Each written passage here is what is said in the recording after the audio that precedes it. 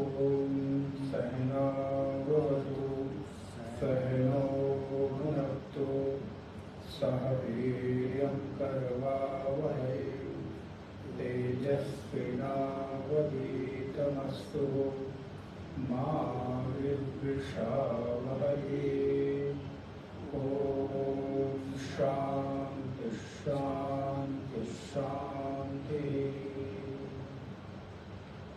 नारायणं नमस्कृत्य नरं चैव नरोत्तमं देवीं सरस्वतीं व्यासं ततो जयमुदीरयेत्। सदाशिवसमारम्भां शङ्कराचार्यमध्यमाम् अस्मदाचार्यपर्यन्तां वन्दे गुरुपरम्पराम्। वागर्थाविव सम्पृक्तौ वागर्थप्रतिपत्तये जगतः पितरौ वन्दे पार्वती परमेश्वरौ।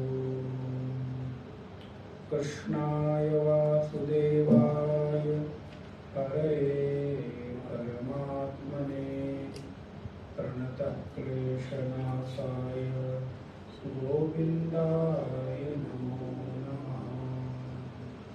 वसुदेवसुतं देवं कंसचाणूरमर्दनं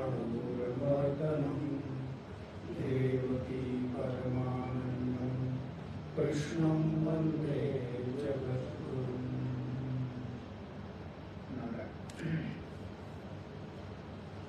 करेंगे श्लोक नंबर 12 से 14 है।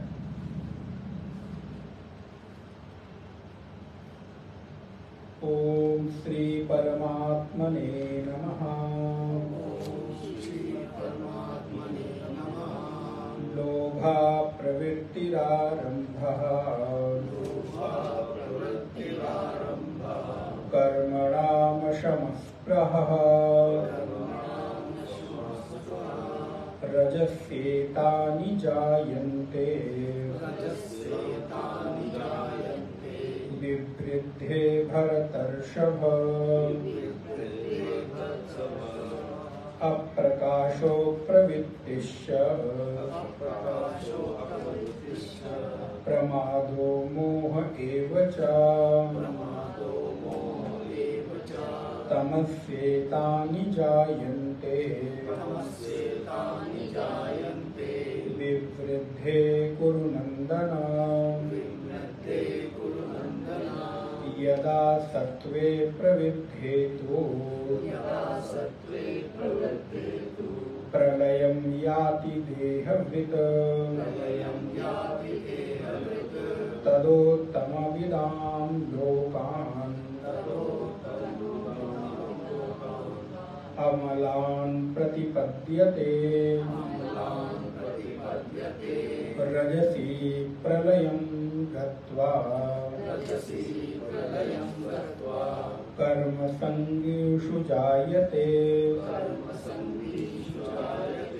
तथा प्रलीनस्तमसि मूढयोनिषु जायते कर्मणा सुकृतस्याहु सात्विकं निर्मलं फलम् रजसस्तु फलं दुःखम् अज्ञानं तमसः फलम् सत्त्वात् संजायते ज्ञानम् रजसो लोभ एव च प्रमादमोहौ तमसो भवतो ज्ञानमेव च ऊर्ध्वं गच्छन्ति सत्त्वस्थः मध्ये तिष्ठन्ति राजसाः जघन्यगुणवृत्तस्था अधो गच्छन्ति तामसाः नान्यं गुणेभ्यः कर्तारम् यदा द्रष्टानुपश्यति गुणेभ्यश्च परं वेत्ति मद्भावं सोऽधिगच्छति गुणान् नेतान् अतीत्य त्रीन् देहि देहसमुद्भवान् जन्म मृत्यु जरा दुःखैः विमुक्तो मृतमश्नुते विमुक्तो मृतमिश्नुते। नारायण। पूर्व की कक्षा में लोगों ने देखा वासुदेव श्री कृष्ण 3 प्रकार के गुण की चर्चा करते हैं, रजोगुण, सतोगुण और तमोगुण। तो पिछले सत्संग में हम लोगों ने देखा था कि रजोगुण का कार्य क्या है, तमोगुण का कार्य क्या है और सतोगुण का कार्य क्या है। तो क्रमशः हम लोग इस बात को देख रहे हैं कि रजोगुण, तमोगुण और सतोगुण, अथवा ऊपर से चले तो सतोगुण, रजोगुण और तमोगुण, नीचे से चले तो तमोगुण, रजोगुण और सतोगुण। तो सतोगुण, रजोगुण और तमोगुण हमें अलग अलग कार्यों में प्रेरित करते हैं। भगवान वासुदेव कहते हैं कि सर्वद्वारेषु देहेस्मिन् प्रकाश उपजायते, श्लोक नंबर 11। सर्वद्वारेषु देहेस्मिन् प्रकाश उपजायते ज्ञानं यदा तदा विद्यात् विवृद्धं सत्त्वमित्युतः। अर्जुन, सभी देहों में, सभी द्वारों में जो प्रकाश की अनुभूति हमको हो रही है, प्रकाश हमको देखने में मिल रहा है, वो सतोगुण का कार्य है। ज्ञानम यदा तदा विद्यात् विवृद्धं सत्त्वमित्युतः। जब जब सतोगुण की विवृद्धि होगी तब तक व्यक्ति का चित्त अपने आप ही, न चाहते हुए भी, वो सत्कार्य में, धर्म कार्य में, परोपकार में अपने आप प्रवृत्त होगा। आप चाहो न चाहो, मन करेगा कि चलो आज थोड़ा जप अधिक कर लेते हैं, थोड़ा पाठ कर लेते हैं, अथवा पाठ जप नहीं करते तो शांत होकर बैठ जाते हैं, ध्यान ही करते हैं, मन में एकाग्रता। तो सतोगुण जब जब व्यक्ति के भीतर बढ़ेगा, वो उसको धर्म, परोपकार, दान, पुण्य, व्रत, जप, तीर्थ ये कराने से रोक कोई सकता ही नहीं। और वहीं दूसरी तरफ अगर रजोगुण बढ़ा तो फिर बोले बैठे बैठाए वो अनायास किसी न किसी काम में लग जाएगा। अब तमोगुण बढ़ेगा तो थक गए हैं, चलो सो जाते हैं, चलो आराम कर लेते हैं, ये कर लेते हैं, तो वो उस प्रकार की मनोभावना बढ़ जाएगी। अब भगवान कहते हैं, पिछली कक्षा में हमने इसको देखा था, लोभा प्रवृत्ति आरंभा।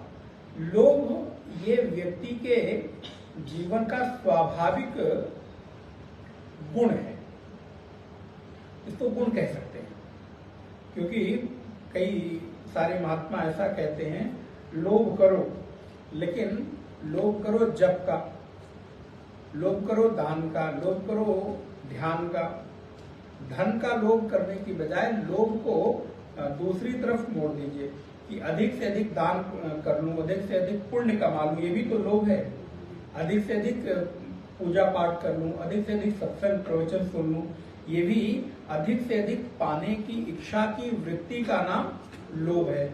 वैसे तो लोभ को हम ज्यादातर भौतिक वस्तुओं के इकट्ठा करने में ही मानते हैं, लेकिन अगर वास्तव में देखा जाए तो लोभ वृत्ति उसे कहते हैं जिस समय व्यक्ति के भीतर अधिक से अधिक वस्तुओं को पाने की इच्छा पैदा हो।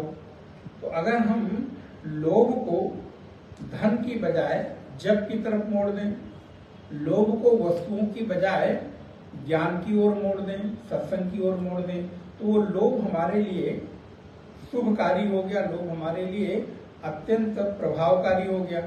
लेकिन प्रायः देखने में आता है कि जो लोभ है वह लोभ व्यक्ति भौतिक वस्तुओं के संग्रह करने में ही उसका उपयोग करता है, और वो भी विशेषता लोभ वृत्ति धन के एकत्रित करने में ही देखने को मिलती है। धन भी एक अपनी जगह पर बहुत महत्वपूर्ण भूमिका निर्वहन करता है और उसकी महती आवश्यकता है, क्योंकि धनात् धर्म तथा सुखम, धन से ही धर्म होता है और धर्म से फिर सुख की प्राप्ति होती है। अगर धन ना हो तो व्यक्ति कोई भी कार्य नहीं कर सकता। आज हम अगर यहाँ बैठे भी हैं तो उस बैठने के पीछे सबसे अधिक कोई कार्य कर रहा है तो कौन कर रहा है? किसी की इच्छा तो काम कर ही रही है, किसी की प्लानिंग काम कर रही है, किसी की यहाँ पर व्यवस्था काम कर रही है, लेकिन उस सबके पीछे भी अगर देखें तो मूल कार्य कौन कर रहा है? धन कर रहा है। धन ना हो तो आश्रम ना खड़ा हो, हॉल ना बने, बिजली ना हो, एसी ना हो, कुर्सी ना हो, कारपेट ना हो, आदि आदि। तो धन की आवश्यकता तो है, लेकिन धन हमारे लोभ का कारण ना बन जाए कि उसी के लिए हम अपने आप को झोंक दें। जो एक सहज वृत्ति में, सहज धारा में आ रहा है वो ठीक है, आने दें, उसका संग्रह करें, क्योंकि धन आपके जीवन में चीजों को सहज कर देता है, बहुत सारी कठिनाइयों से आपको बचाता है। आज अगर किसी व्यक्ति का सबसे बड़ा आलंबन देखा जाए वर्तमान समय में, तो या तो अपने लोग हैं और दूसरे नंबर पर धन है। अगर धन की प्रचुरता है तो व्यक्ति के जीवन में बहुत अधिक निश्चिंतता देखी गई है। हम ये नहीं कहते कि चिंता मुक्त हो गया, लेकिन बहुत सारी चीजों से वो अपने आप को निश्चिंत मान लेता है कि चलो यही ये काम हो जाएगा। कई बार व्यक्ति के अभावों की पूर्ति भी धन कर देता है। हम इसको बड़ी जिम्मेदारी पूर्वक कह सकते हैं कि कोई व्यक्ति हमारा नहीं रहा, कोई हमारा प्रिय नहीं रहा, लेकिन अगर प्रचुरता है धन की तो उसकी कमी तो पूरा नहीं करेगा, लेकिन फिर भी उसके अभाव को थोड़ा तो वो पूरा करता है, और हमको इतना दुख नहीं होता जितना उसके नहीं होने पर होना चाहिए। क्यों? क्योंकि धन ने हमारे उस गैप को पूरा कर दिया, भर दिया। तो लोभ प्रवृत्ति जो है वो रजोगुण का कार्य है। तो अब धन अगर चाहिए तो फिर क्या होगा, क्या करना है? तो बोले फिर आपको रजोगुण बढ़ाना पड़ेगा, क्योंकि बिना प्रवृत्ति के, बिना आए गए, चेष्टा किए, बिना लोगों से मिले जुले, बिना अपने कार्य को आगे बढ़ाए आपका दायरा बढ़ेगा नहीं, और जब तक दायरा नहीं बढ़ेगा तब तक धन का आगमन नहीं होगा। इसलिए अगर धन की इच्छा है अथवा वस्तु के संग्रह की इच्छा है तो अपने भीतर तमोगुण को कम करना होगा, इवन सतोगुण को कम करना होगा और रजोगुण को बढ़ाना होगा। यहाँ भगवान ने बताया कि तीनों गुण के जो प्रभाव हैं उनमें जो चीज आपको चाहिए उस गुण को बढ़ाओ और दोनों गुण को कम करो।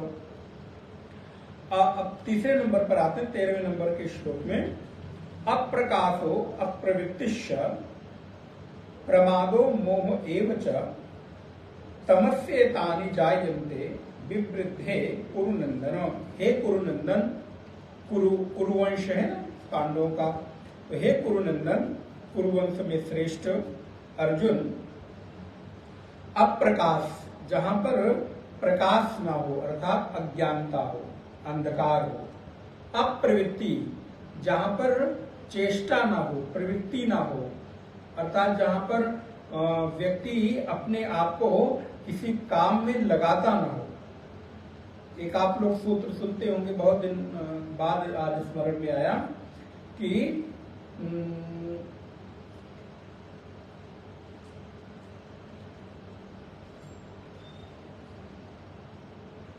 प्रवृत्ति अगर व्यक्ति के जीवन में ना हो, अर्थात व्यक्ति को अगर कुछ कार्य करना ना हो तो किसी कार्य में प्रवृत्त ना हो, तो उसको वेदांत में कहते हैं कि व्यक्ति किसी कार्य में तभी प्रवृत्त होता है जब उसको वहां से कुछ मिलने की संभावना रहती है, बिना उसके व्यक्ति किसी कार्य में प्रवृत्त नहीं होता। तो अब प्रवृत्ति हमें करनी है, तो उस प्रवृत्ति के लिए हमको कोई न कोई अपने भीतर गुण को बढ़ाना पड़ेगा। लेकिन जब व्यक्ति के भीतर तमोगुण बढ़ता है तो क्या होता है, बोले उसकी प्रवृत्ति कम हो जाती है। प्रवृत्ति अर्थात उसकी चेष्टाएं कम हो जाती हैं, वो बहुत ज्यादा कामों में उलझना नहीं चाहता, बहुत ज्यादा भागदौड़ नहीं करना चाहता, बहुत अधिक चेष्टाएं नहीं करना चाहता। तो अगर आप देखिए आपके भीतर तमोगुण आ रहा है तो इसका मतलब है कि आप काम से उपराम हो जाएंगे। अब ये और सतोगुण कई बार थोड़ा निकटता का अनुभव कराते हैं, तो व्यक्ति तमोगुण में अप्रवृत्ति करता है तो उसको लगने लगता है कि शायद ये सतोगुण के प्रभाव से अप्रवृत्ति है, समझ लीजिएगा। लेकिन इसमें सूक्ष्म भेद है। कई बार आप किसी काम से उपराम हो रहे हैं प्रमाद के कारण, आलस्य के कारण, लेकिन लगने लगता है कि नहीं तो हमें कुछ चाहिए नहीं, कुछ इच्छा नहीं है, क्या करना है, जबकि मन ही मन भीतर वृत्ति चल रही है अधिक अधिक पाने की, लेकिन प्रमाद के कारण वो किसी कार्य में प्रवृत्त नहीं हो रहा है। तो उस प्रमाद का तमोगुण पर प्रभाव, तमोगुण का प्रभाव न स्वीकार करके सतोगुण को उसको मान ले रहा है, तो वो व्यक्ति अपने आप को फिर सतोगुणी मानता है, क्योंकि सतोगुण का भी कार्य यही कार्य है कि वो आपको बहुत अधिक चेष्टा नहीं करने देगा बैठे रहने के। लेकिन वो बैठना किसमें है, ध्यान, साधना, पूजा, जप, सत्संग में। यहाँ पर क्या कुछ करना नहीं है, लेकिन उपराम होकर बैठा हुआ है। इसलिए भगवान कहते हैं कि अब अप्रकाशो प्रवृत्तिशा, ये क्या है, प्रमादो मोह एवचा, ये प्रमाद के कारण तुम्हारे भीतर अप्रवृत्ति हो रही है। बिना प्रमाद के तुम किसी कार्य में प्रवृत्त नहीं हो पाओगे। तो इसलिए प्रमाद जब व्यक्ति के भीतर बढ़ता है, मैंने पिछली कक्षा में आपको कहा था प्रमाद और आलस्य में फर्क होता है। प्रमाद का तात्पर्य है कि चीजों की स्मृति रहे लेकिन कल पे टाल देना, आलस्य का काम है भूल जाना। तो यहाँ याद तो है हमें ये करना है, लेकिन अच्छा चलो कल कर लेंगे, अच्छा परसों कर लेंगे, अच्छा चलो अगले घंटे पे कर लेंगे, कभी फिर कर लेंगे। तो इसलिए ये तमोगुण का प्रभाव व्यक्ति के भीतर इस प्रकार का प्रभाव छोड़ता है। तमस्येतानि जायन्ते विवृद्धे कुरुनंदन, हे कुरुनंदन अर्जुन, उसके भीतर तमोगुण बढ़ रहा है।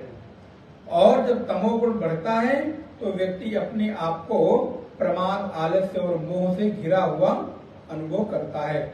इसलिए प्रमादी व्यक्ति अथवा तमोगुणी व्यक्ति कभी भी भगवत परायण नहीं हो सकता। अगर कोई प्रमादी व्यक्ति को ये लगे कि अच्छा चलो सब छोड़ छाड़ दो, बैठ के भजन करो, तो हम जब कर लें, पूजा कर लें, बोले वो नहीं कर सकता, क्योंकि उसके भीतर प्रवृत्ति का अभाव है। जबकि सतोगुण में आप जो ये कार्य करते हैं, आपके भीतर एक ऊर्जा, उत्साह और कार्य करने की इच्छा बनी रहती है। तमोगुण में आपके भीतर केवल और केवल विश्राम, आनंद, विश्राम, निद्रा और मोह की वृत्ति बनती है। इसलिए तमोगुणी व्यक्ति कभी भगवत परायण हो जाए ये जरूरी नहीं है। इसलिए तो रावण क्या कहता है, हुई है भजन न तामस देहा, मन क्रम वचन मंत्र दृढ़ एहा।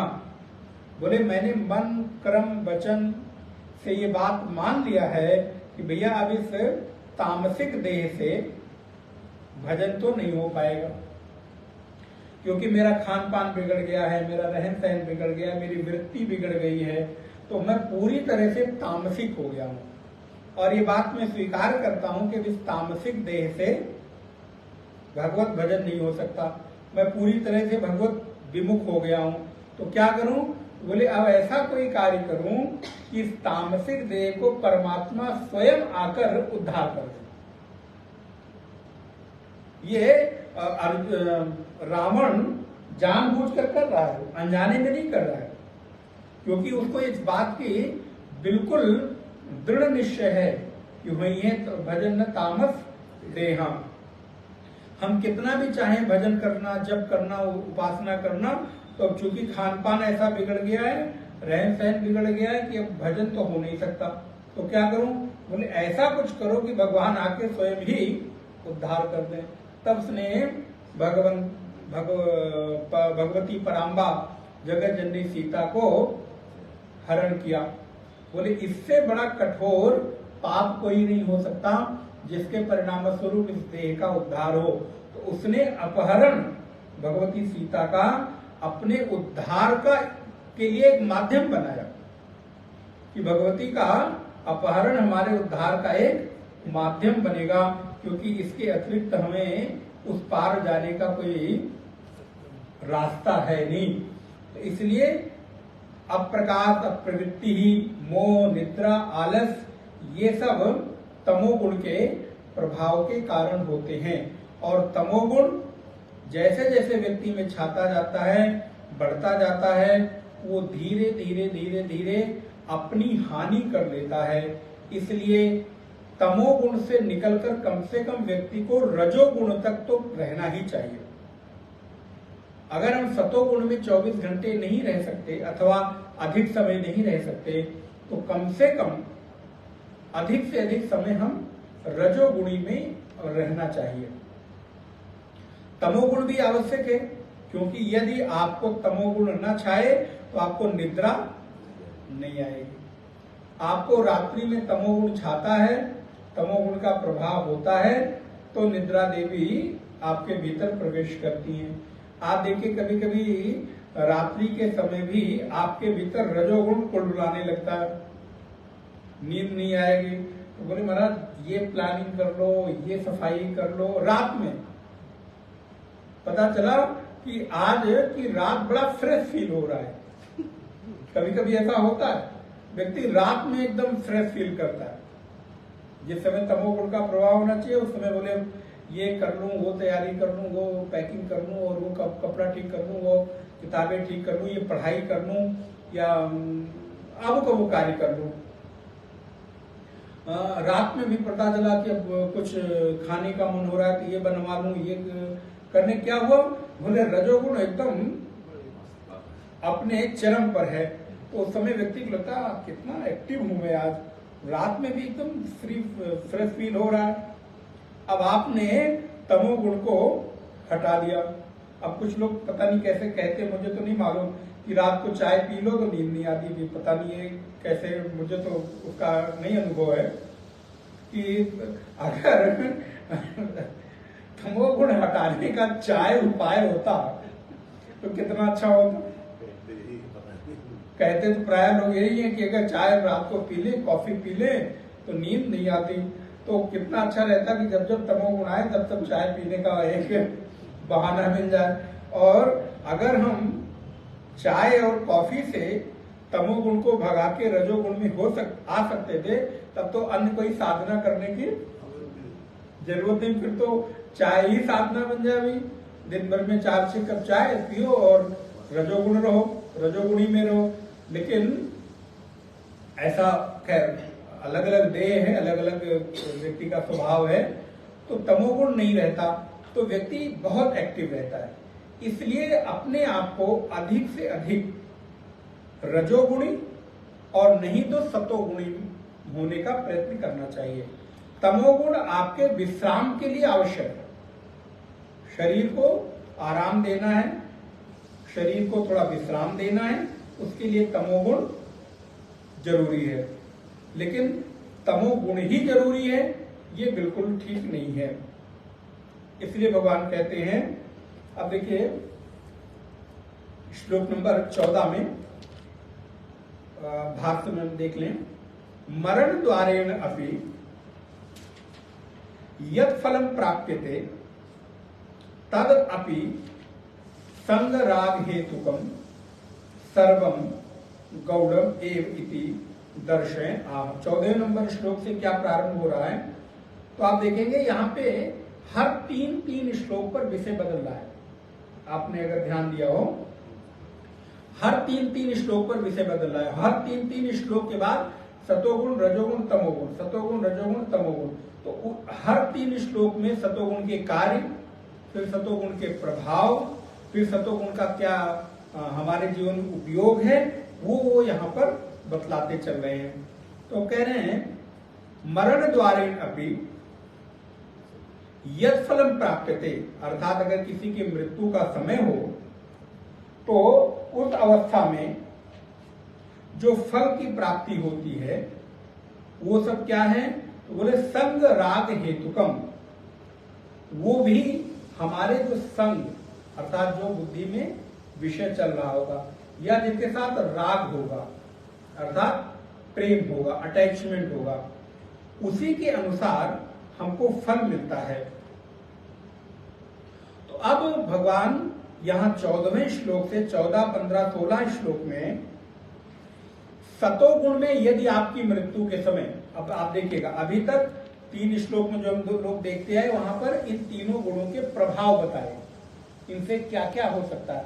अब बता रहे हैं यदि अंतिम समय में, मृत्यु के समय में आप इन चीजों के साथ राग करते हैं अर्थात स्मरण उनका रहता है, जैसा कि आपने कठोपनिषद में पढ़ा है, अंते या मति सा गति, जो अंत में मति होती है उसी के अनुसार हमारी गति होती है। इसके बहुत सारे उदाहरण आपने पढ़े हैं।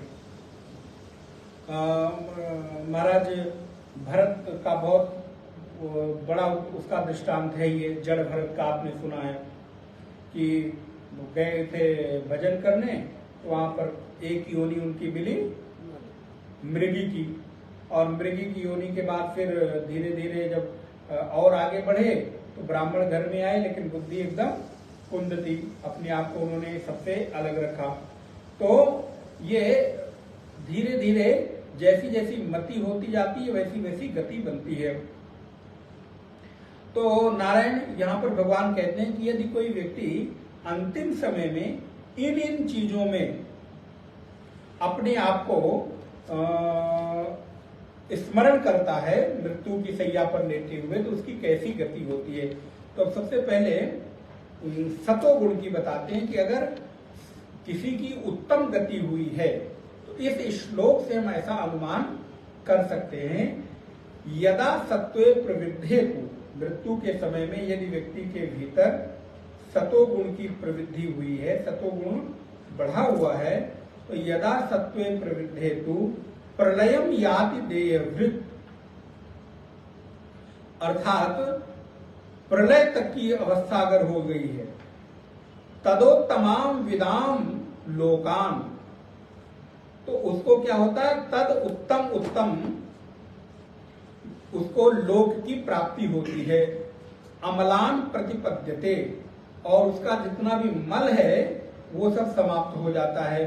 भगवान भाष्यकार कहते हैं कि जब व्यक्ति शरीरधारी कोई व्यक्ति है और वो सतोगुण की वृद्धि होने पर उसकी मृत्यु होती है, अर्थात भगवत स्मरण करते हुए, नाम जप करते हुए, अथवा उसके शरीर में किसी भी प्रकार के प्रमाद और रजोगुण की संभावना नहीं है और उसकी मृत्यु सतोगुणी होने पर हो गई, तो क्या होता है, तो बोले उसको सबसे पहले श्रेष्ठ गति मिलती है।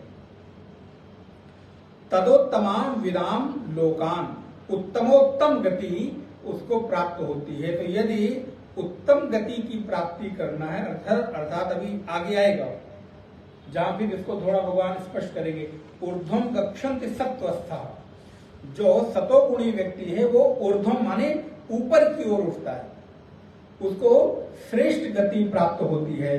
तो तदोत्तमाम विदाम लोकान अमलान प्रतिपद्यते, उस व्यक्ति को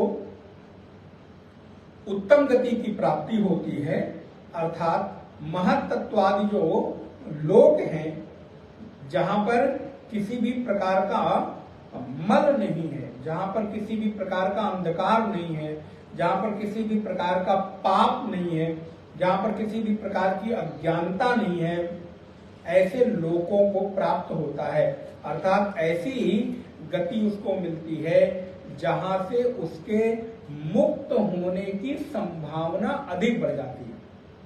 अथवा अगर उसको मनुष्य जीवन भी मिलता है और सतोगुणी होकर वो मृत्यु को प्राप्त हो रहा है, तो फिर ऐसे घर परिवार अथवा ऐसे संस्कार जन्य व्यक्तियों के बीच में उसका जन्म होता है जहां बचपन से ही उसको सत्य की शिक्षा दी जाती हो, जहां बचपन से ही उनको भगवत भक्ति की शिक्षा दी जाती हो, जहां बचपन से ही उनके घर में साधु संतों की सेवा सत्संग का जो एक माहौल है वो रहता हो। आप देखिए, हम लोग ऐसे बहुत सारे परिवारों को देख सकते हैं जहां पर सब कुछ है लेकिन संस्कार नहीं है, ज्ञान नहीं है, दान पुण्य नहीं है। वैसे लाखों रुपए खर्च हो जाएंगे, लेकिन किसी सत्कार्य में अगर उनको थोड़ा प्रेरित करो, क्या सब ये महाराज ऐसे ही है, और किसी ऐसे कार्य में खर्च करना हो तो बोले महाराज लाखों लाख रुपए खर्च हो गए। अथवा बचपन से ही उनके घर में पूजा पाठ नहीं होता। बहुत सारे परिवार ऐसे हैं, हम लोग देखते हैं कि घर बना है पूरा महल की तरह, लेकिन पूरे महल नुमा घर में भगवान का कोई स्थान नहीं है। अच्छा, अगर है भी कदाचित तो कहीं कहीं देखो तो सीढ़ी के नीचे एक छोटी सी जगह बना दिया, अथवा बहुत जगह तो किचन में एक छोटा सा प्लेटफॉर्म रख के, लकड़ी का पटरा रख के, और वहां पर गौरी गणेश को बैठा दिया। आप लोगों ने भी शायद देखा हो। वही किसी घर में जाओ तो बोले भले अपने रहने का स्थान बहुत अच्छा ना हो, लेकिन वहां पर सबसे पहले प्लानिंग किसकी होगी? बोले घर बन रहा है, मंदिर का स्थान बहुत अच्छा होना चाहिए। पूरे घर में सबसे सुंदर स्थान अगर कोई होता है तो वो मंदिर का होता है, जहां अलग से ही एक भगवान के लिए सुंदर स्थान की व्यवस्था की गई। तो ये क्या है? बोले ये संस्कार जन्य व्यक्ति की वृत्ति का परिणाम है। तो अगर सतोगुणी होकर आपकी मृत्यु हुई है और कदाचित आप मुक्त नहीं हुए, ये प्रश्न भगवान के सामने अर्जुन ने किया है ना, स्मरण है पूर्व के अध्याय में, कि भगवान प्रयास करते करते अगर हम इस शरीर से विदा हो गए और मुक्त नहीं हुए तो क्या हुए? तो भगवान ने कहा चिंता मत करो अर्जुन, यहाँ नमे भक्ता प्रणश्यति, हमारे भक्त का कभी विनाश नहीं होता। फिर वो उच्च श्रेष्ठ कुलीन घर में परिवार में उसका जन्म होता है, जहां से वो अपनी यात्रा प्रारंभ करता है। तो आप लोग अपने आसपास भी इस चीज को देख सकते हैं, अपने साथ भी देख सकते हैं। एक ही परिवार में हम सब जन्म लेते हैं, लेकिन एक के ऊपर ऐसा दायित्व है कि वो अपने दायित्व से बाहर निकल ही नहीं पाता, दूसरा अपने उस दायित्व से मुक्त है और वो चाहे तो भगवत भक्ति करते हुए अपने जीवन को श्रेष्ठ बना सकता है। आप देखिए, ये कोई माता पिता की प्लानिंग नहीं है कि बड़े भाई को तो बहुत दायित्व दे दिया गया, छोटे को नहीं दिया। कहीं कहीं छोटे के ऊपर सारा दायित्व है, बड़े के ऊपर नहीं है। तो ये उनकी प्लानिंग नहीं है, ये सब आपके अपने प्रारब्ध जन्य कर्मों का परिणाम है। जहां आपको ये अवसर मिला है कि आप अपने उस अवसर का लाभ किस रूप में लेते हैं। तो भगवान वही कह रहे हैं यदि आपको वर्तमान में ऐसा कोई संयोग दिख रहा है तो ये मत सोचो कि ये तुमको यूं ही मिल गया है, बल्कि इसकी तुमने पूर्व में कमाई की। जब तुम्हारी मृत्यु हुई, जब तुमने ये देह छोड़ा, इसका मतलब तुम्हारी वृत्ति सतोगुणी थी, तब तुमको इस वर्तमान जीवन में ऐसा सुयोग मिला है कि जहां पर तुम अपनी यात्रा को और सुगमता पूर्वक आगे बढ़ा सको। बोले महाराज ऐसे लोक में चले जाएंगे? बोले हाँ, जहां पर आपको ज्ञान प्राप्ति की संभावना अधिक बढ़ जाएगी। ऐसे परिवार में आ जाएंगे, ऐसे सदगुरु की शरण में आ जाएंगे, ऐसे भक्तों के साथ हमारा संयोग हो जाएगा।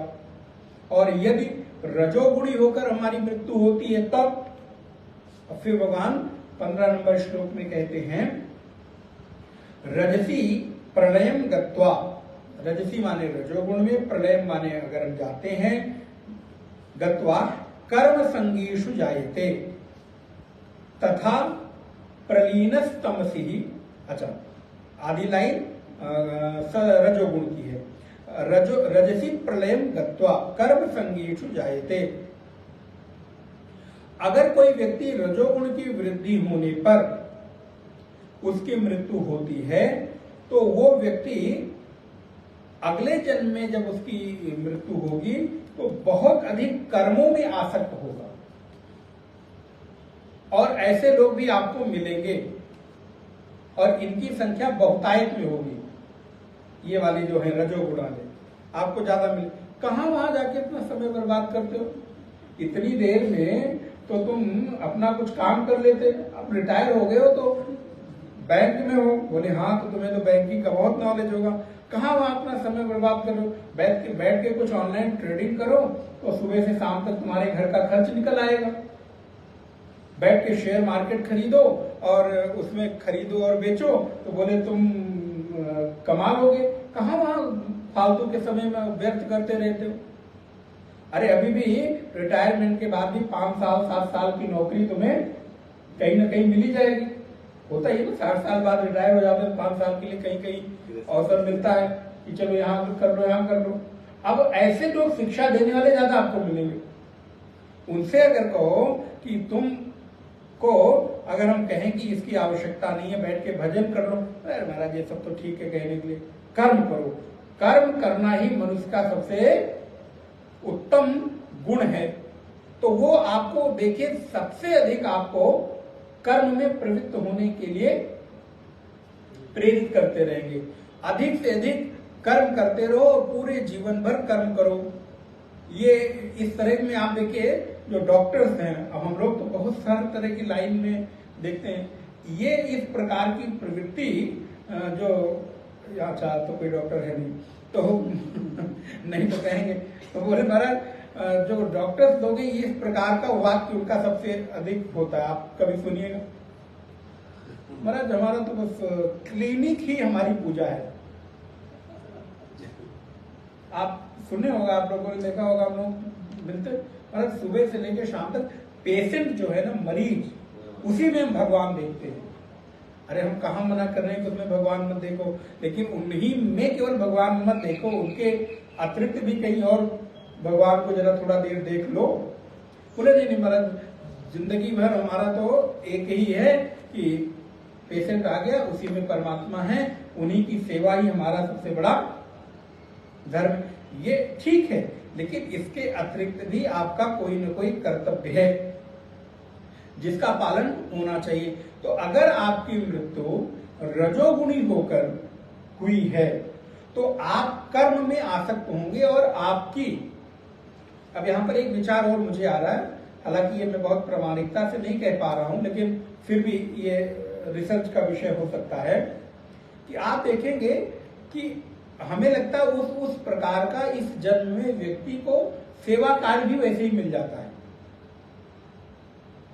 अब अभी थोड़ी दृष्टि घुमा रहे हैं कुछ लोगों के बीच में, तो दिख रहा है कि आपकी प्रवृत्ति के अनुसार, आपकी अपने जीवन की जिस प्रकार की का स्वभाव है, वैसे ही मुझे लगता है भगवान आपको रोजी रोटी अगर बड़ी उसमें दे दें तो आपको देते हैं कि आप किस तरह के कार्य में प्रवृत्त होकर अपना जीवन यापन करेंगे। तो जो लोग कर्म में अधिक आसक्त रहते हैं उनको काम भी ऐसा ही मिलता है कि वो चाह कर भी बहुत अधिक समय, आप देखिए, वो कोशिश करें चाहें तो भी बहुत अधिक समय नहीं निकाल सकते, क्योंकि उनका काम ही ऐसा है कि सुबह से लेकर शाम तक उनकी व्यस्तता रहती है।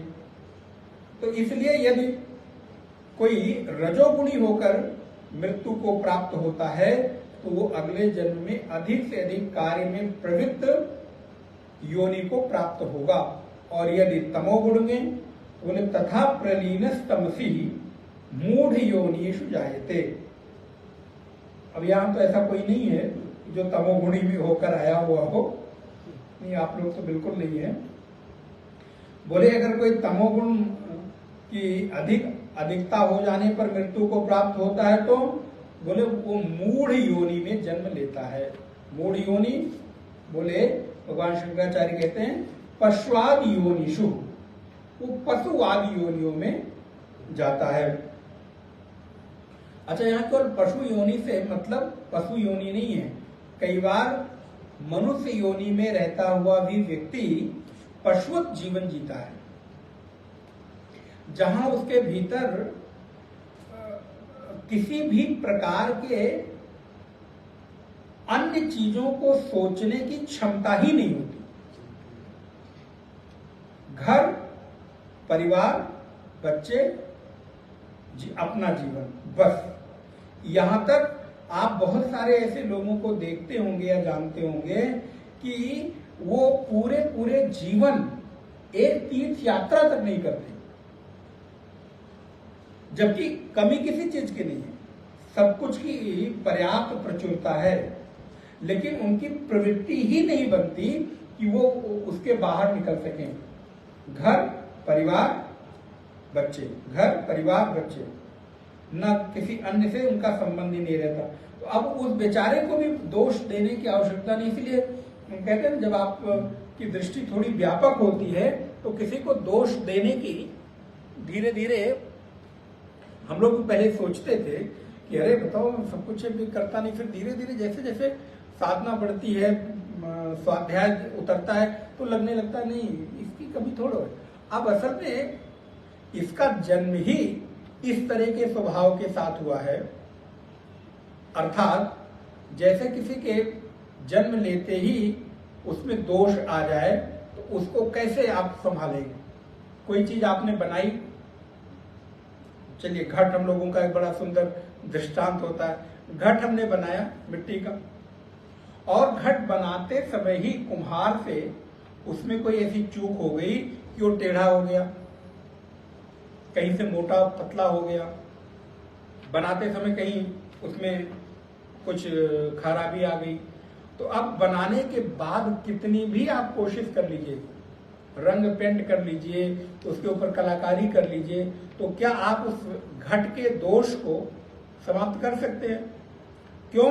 क्योंकि उसमें जिसे कहते हैं मैन्युफैक्चरिंग इफेक्ट, क्या डिफेक्ट है, तो मैन्युफैक्चरिंग डिफेक्ट उसमें आ गया। तो अब चाहकर भी उसको किसी तरह से, तो ऐसे कोई कोई मनुष्य भी होते हैं कि उनमें मैन्युफैक्चरिंग डिफेक्ट होता है, तो उनको चाहकर भी आप बदल नहीं सकते, कितनी भी प्रेरणा दीजिए, लेकिन महाराज टस से मस नहीं हो सकते। कितनी कितनी कोशिश कर लीजिए, बोले नहीं बस महाराज, हाँ सुन लेंगे, सुनने के बाद बोले महाराज कोई मतलब नहीं। क्यों? क्योंकि उनकी बुद्धि में तमस अधिक था जब उनकी मृत्यु हुई। तो वो जो स्वभाव उनके जन्म के साथ, क्योंकि मृत्यु देह की हुई ना, उसके संस्कारों की, अंतःकरण की नहीं हुई, और वही लेकर तो पैदा हुआ है। तो जो लेकर पैदा हुआ है वो उसको कैसे छोड़ सकता है? इसलिए व्यक्ति चाहकर भी जल्दी से अपने स्वभाव को नहीं बदल पाता। यूं ही गोस्वामी तुलसीदास जी ने नहीं लिखा है, हर पंक्ति का अपना एक महत्व है, धीरे धीरे समझ में आता है। उन्होंने लिखा मानस में, मिटई न कठिन स्वभाव अभंगु, आप सोचिए, आप इससे उस पंक्ति को मिलाइए। गोस्वामी जी ने बड़ी स्पष्टता के साथ लिख दिया, बोले मिटई न कठिन स्वभाव अभंगु। बोले अगर किसी का स्वभाव है तो बहुत जल्दी वो मिट नहीं सकता।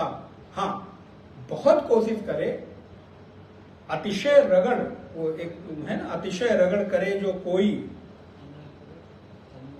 अनल प्रगट चंदन ते कोई। बोले अतिशय कोई रगड़ करे तब तो कोई भी चीज संभव है भाई, इसी योनि से उत्थान की संभावना है, लेकिन फिर अतिशय रगड़ करने की जरूरत होगी। लेकिन सामान्यतया किसी का स्वभाव मिट जाए, बोले वो मिटे ही न कठिन स्वभाव अभंगु। उसका स्वभाव कितना भी आप बदलना चाहो, क्योंकि उसकी मैन्युफैक्चरिंग ही ऐसी हुई है, तो कैसे आप बदल दोगे। अब जैसे फिर वही उदाहरण अपना लीजिए, लोहे का स्वभाव क्या है, ठंडक, और उसको आपने आग पे चढ़ा दिया, गर्म हो गया। कितनी देर गर्म कर सकते हो आप, जितनी देर आग पे चढ़ाए रखोगे।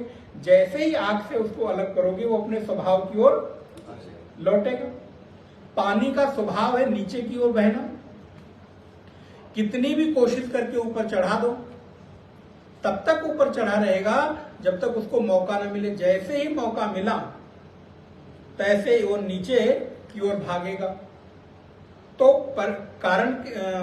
परिणाम क्या हुआ कि व्यक्ति का जैसा स्वभाव होता है वो अपने स्वभाव के अनुसार ही वर्तन करता है।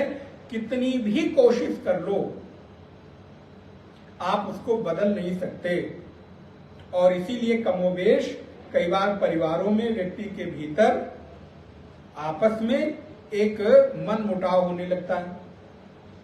एक व्यक्ति है वो उसको बदलना चाहता है, दूसरा व्यक्ति 2 दिन 3 दिन 4 दिन 5 दिन तो बदला, छठे दिन फिर अब वो आगे। इतनी बार तुझको समझाया, समझ नहीं, अरे भाई क्या करोगे, क्योंकि उसकी बुद्धि ही वैसी है। तो उसको स्वीकार कर लो कि अब ये बदल नहीं सकता। बदलने की वो कोशिश बहुत अतिशय करेगा तो ही संभावना है, नहीं तो सामान्य स्थिति में तो स्वभाव को बदला नहीं जा सकता। स्वभाव का बदलना अतिशय कठिन है। मिटई न कठिन स्वभाव अभंगो तथा प्रलीन तमसी मूढ़ योनिषु जायते। तो अब यहां पर 3 चीजें भगवान ने बता दी। सतोगुण, रजोगुण और तमोगुण के प्रभाव से युक्त व्यक्ति की मृत्यु जब होती है तो उसको कैसी योनि प्राप्त होती है। अब कहते हैं कर्मणः सुकृतस्याहु सात्विकम निर्मलम फलम रजसस्तु फलम दुखम अज्ञानम तमसः फलम। अब तीनों चीजें एक साथ लेके चल रहे हैं। जब जहां जिस चीज का प्रभाव बता रहे हैं तीनों का एक साथ बता रहे हैं। जैसे ऊपर 2 श्लोकों में इसका मृत्यु के समय प्रभाव बता दिया, अब इसका बता रहे हैं कर्मणा सुकृतस्याहु सात्विकम निर्मलम फलम। सात्विक अगर कोई व्यक्ति है तो आप उसको देखकर कैसे अनुमान करोगे। जैसे कि भगवान ने गीता में बहुत सुंदर एक बात कही कि व्यक्ति का अगर आपको अनुमान करना है और किसी व्यक्ति की पहचान करना है तो उसकी पहचान का एक सबसे सुंदर सटीक जो पैमाना दिया वो क्या दिया, बोले यो यह श्रद्धा स एव स। बोले किसी व्यक्ति की पहचान करना तो उसकी गाड़ी, बंगला, नौकर और मासिक वेतन, इस पर मत पहचान करो। बोले उसकी पहचान करो कि उसकी श्रद्धा कहाँ टिकती है, वो सतमार्ग के पर जाकर टिकता है कि कुमार्ग पर जाकर टिकता है। तो यो ये श्रद्धा स एव स, उस जिसकी जैसी श्रद्धा वो व्यक्ति वैसा ही है। आपको अगर किसी व्यक्ति की पहचान करनी है तो उसके बाहरी पहनावे पे मत जाओ, बल्कि उसकी मानसिक स्थिति को तोल लो कि वो अपने आप को कहां पर जाकर टिका रहा है। अगर उसकी श्रद्धा सतोगुण में रुकती है कि तमोगुण में रुकती है कि रजोगुण में रुकती है। तो जिसकी जैसी श्रद्धा होगी वो वैसा व्यक्ति होगा। तो उसी प्रकार यहां भगवान कह रहे हैं कि कर्मणा सुकृत स्याहु सात्विकम निर्मलम फलम। अगर किसी व्यक्ति का पहचान करनी है तो सबसे पहले उसका देखो कर्म कैसा है। वो अपने जीवन को शुभ कर्म से नियोजित करता है, अशुभ कर्म से नियोजित करता है। उसके जीवन में अधिकता किसकी है, पुण्य की कि पाप की। उसके जीवन का आचरण कैसा है, निर्मल है, पवित्र है कि पापमय है। यदि तो निर्मल है तो इसका मतलब मान के चलो ये व्यक्ति सात्विक है। यदि ये व्यक्ति पुण्य कर्मा है तो ये मान के चलो कि ये सात्विक है। ये व्यक्ति यदि अपने आप को अधर्म में नहीं धर्म में प्रतिष्ठित करता है तो ये मान के चलो कि ये सात्विक है। रजसस्तु फलम दुखम अज्ञानम तमसा फलम। और कोई व्यक्ति रजोगुण है तो बोले उसका फल है दुखम, क्योंकि कर्म आपके बंधन का कारण बनता है। अच्छा, कर्म करोगे तो जरूरी नहीं कि हमेशा आपका कर्म सत्कर्म ही हो। आपके कर्म में बहुत संभावना है कि ज्यादा से ज्यादा आपके अगर कर्म की अधिकता होगी तो उन कर्म की अधिकता में आपसे पाप कर्म अधिक होने की संभावना है।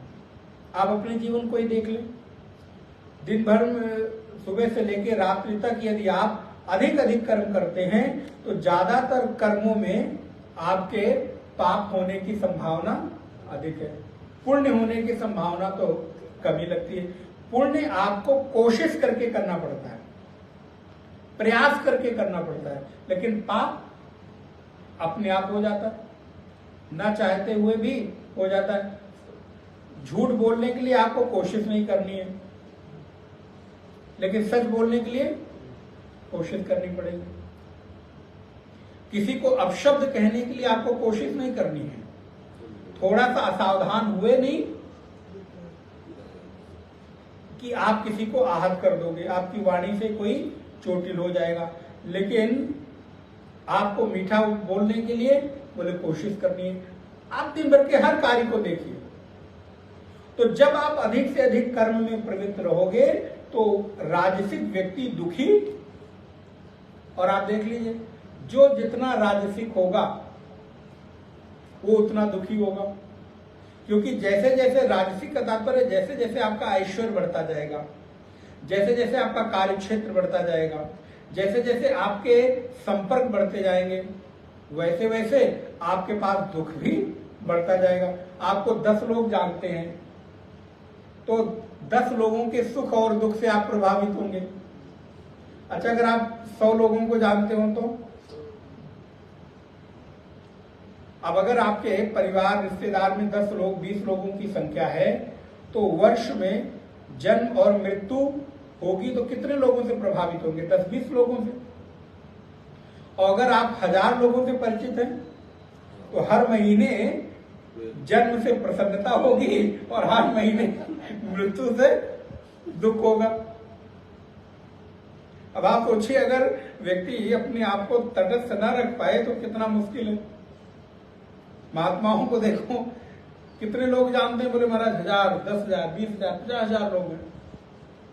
आप सोचो, और सभी परिवार अपने हैं, तो किसी परिवार में जन्म हो रहा है तो प्रसन्नता हो रही है, लेकिन उस प्रसन्नता में भी तटस्थ रहना है। किसी परिवार में मृत्यु हो गई तो मृत्यु में संवेदना व्यक्त करना है, लेकिन तब भी तटस्थ रहना। सभी से अगर वो अटैच्ड हो जाए, सभी से वो अगर जुड़ जाए तो आप सोचिए उसकी मनाई स्थिति क्या होगी।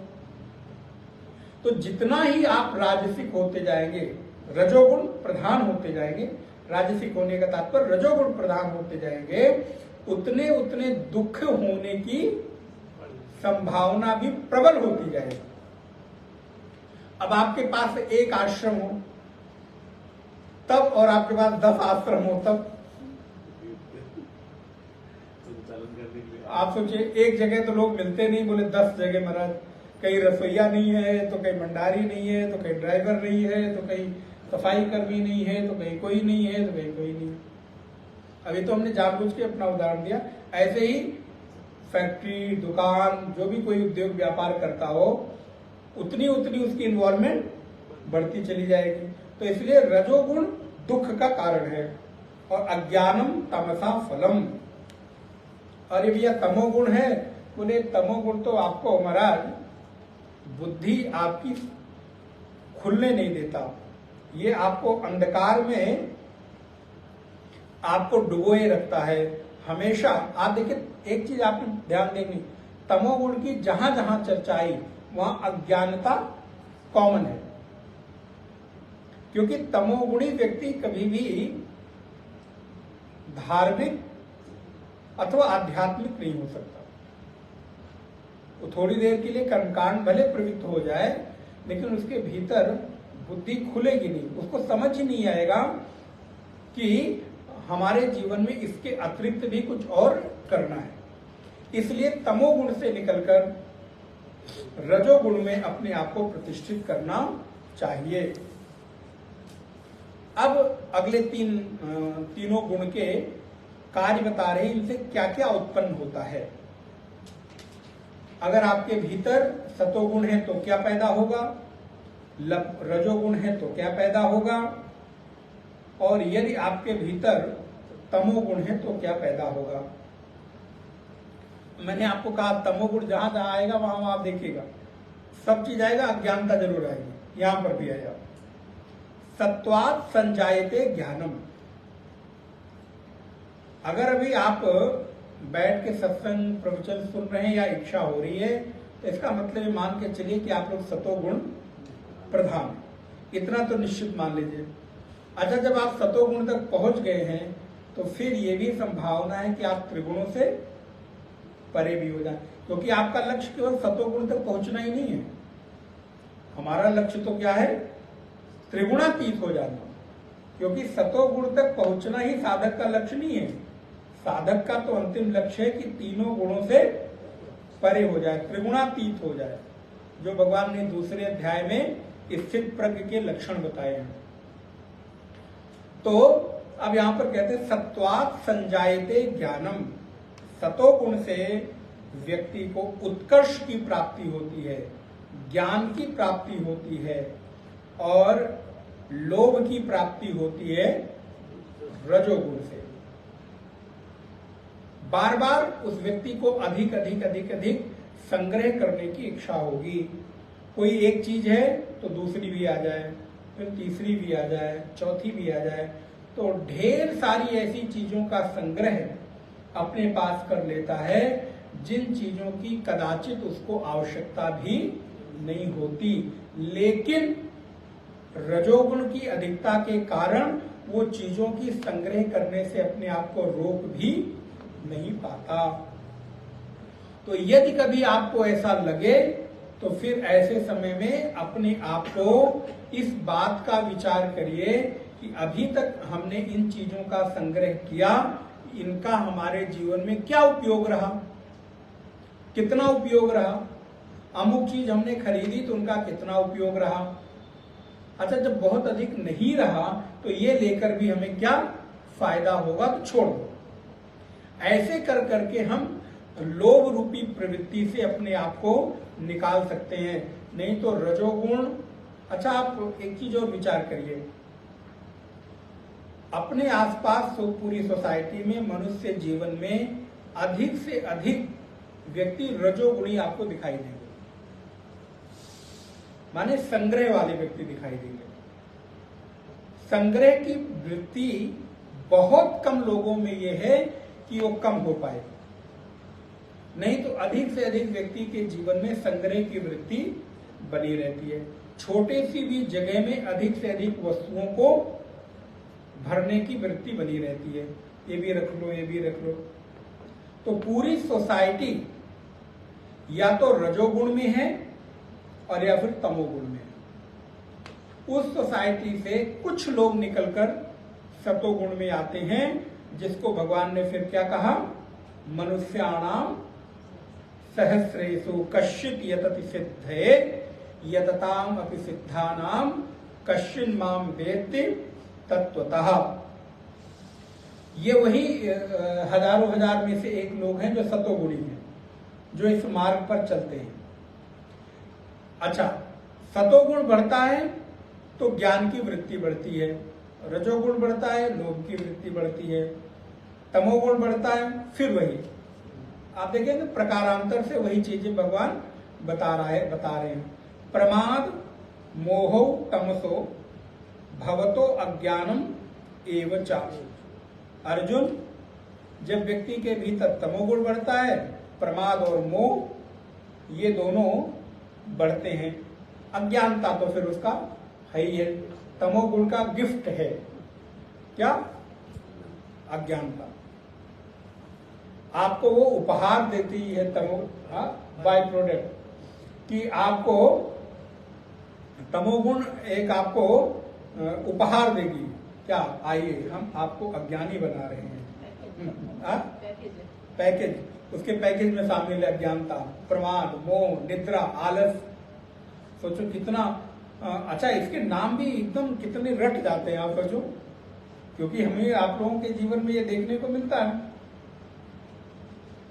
तो प्रमाद आपको उपहार में मिलता है, अज्ञानता आपको उपहार में मिलती है। बस एक काम करना है, क्या होना? बोले तमोगुणी हो जाओ। तो कई बार आप देखिए किसी की भोज्य पदार्थ से आप तमोगुणी हो जाते हैं, किसी के घर का भोजन आपको तमोगुणी बना देता। पता नहीं आप लोगों को अनुभव है कि नहीं है, हम लोगों को तो अनुभव इसका कई बार होता है कि अन्न वही है।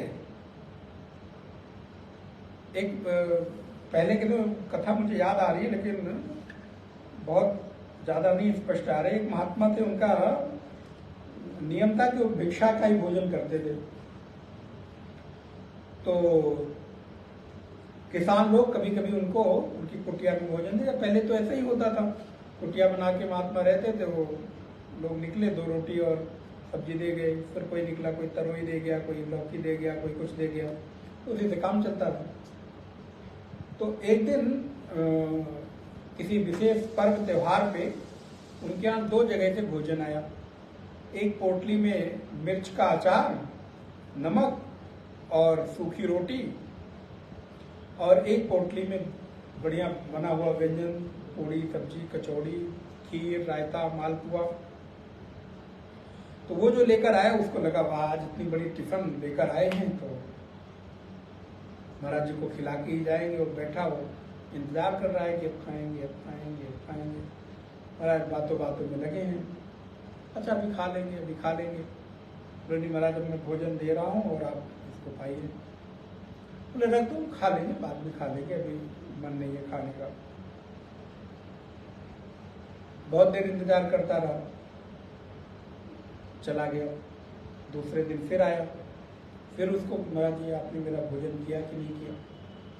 उन्होंने नहीं, तो टाल दिया उन्होंने, कुछ हाँ नहीं जवाब नहीं दिया।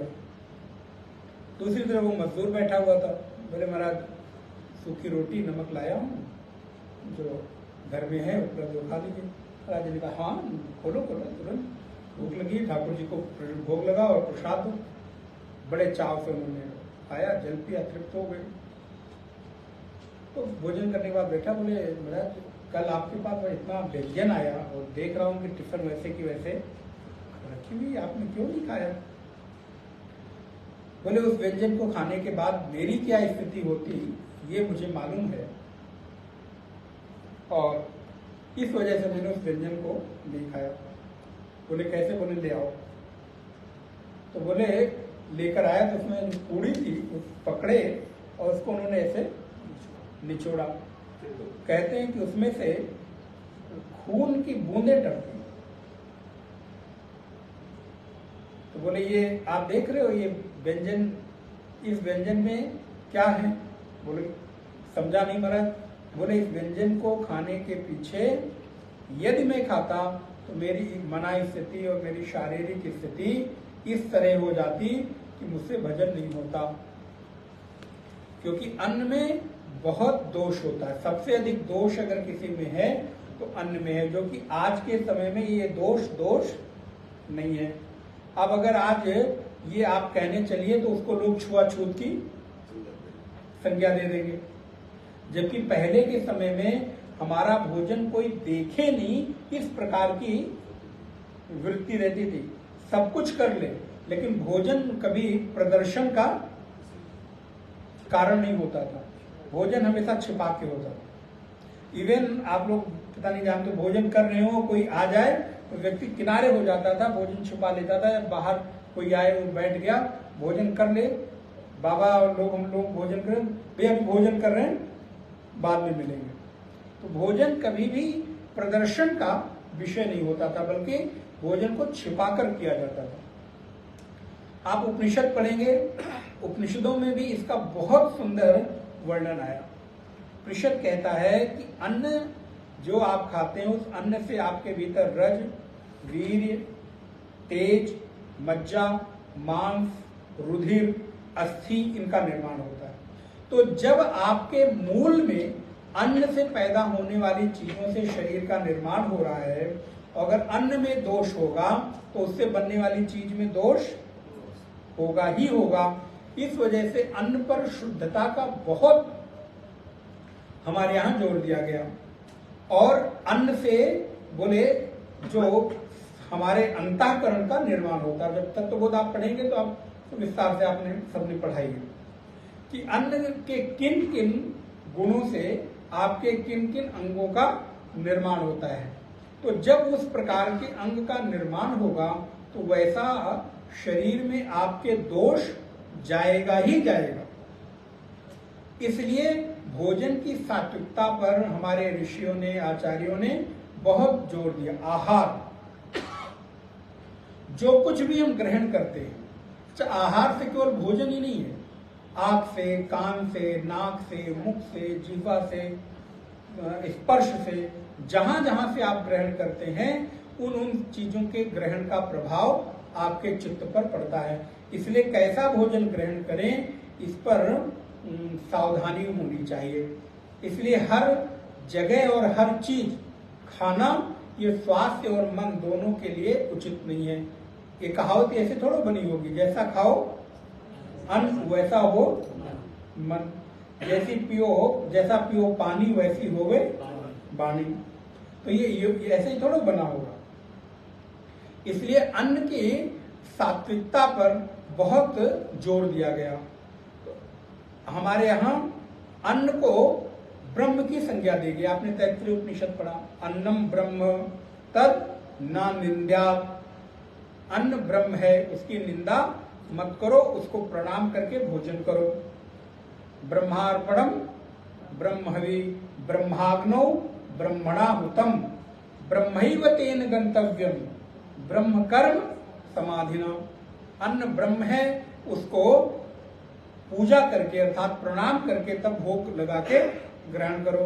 त्वदीयम वस्तु गोविंद तुभ्यमेव समर्पये ग्रहणोस्य मुखो भूत्वा प्रसीद परमेश्वर। जो कुछ है वो आपको अर्पित है, उसके बाद भोग समझ के, प्रसाद समझ के उसको हम ग्रहण कर रहे हैं।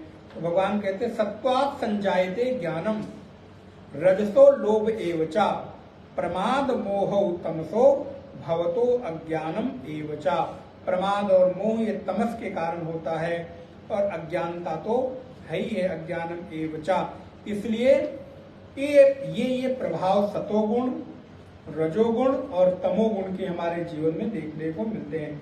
तो हम आप यहाँ जो बैठे हैं, हम सारे लोग इन तीनों गुणों के द्वारा ही संचालित हैं। हम तब वो करते हैं जब जैसा गुण हमारे भीतर प्रभावी होता है। अब सतोगुण होगा तो उसका लाभ क्या है, इसको अगली कक्षा में लोग देखेंगे। भगवान कह रहे हैं सतोगुणी व्यक्ति ऊर्ध्वं गच्छन्ति सत्वस्थः मध्ये तिष्ठन्ति राजसाः जघन्य गुण वृत्तस्था अधो गच्छन्ति तामसा। 3 प्रकार की गति बताई। तीनों प्रकार की गति, सतोगुण से ऊर्ध्व गति, रजोगुण से मध्य की गति और तमोगुण से अधोगति, न्यून गति होती है, जिसको भगवान अगली कक्षा में थोड़ा विस्तार करेंगे, हम लोग सब देखेंगे। 2 बार भगवान का नाम स्मरण। श्री कृष्ण गोविंद हरे मुरारे, हे नाथ नारायण वासुदेव। श्री कृष्ण गोविंद हरे मुरारे, हे नाथ नारायण वासुदेव। श्री कृष्ण गोविंद हरे मुरारे, हे नाथ नारायण वासुदेव। श्री कृष्ण गोविंद हरे मुरारे, हे नाथ नारायण वासुदेव। श्री कृष्ण गोविंद हरे मुरारे, हे नाथ नारायण वासुदेव। श्री कृष्ण गोविंद हरे मुरारे, हे नाथ नारायण वासुदेव। श्री कृष्णचंद्र भगवान की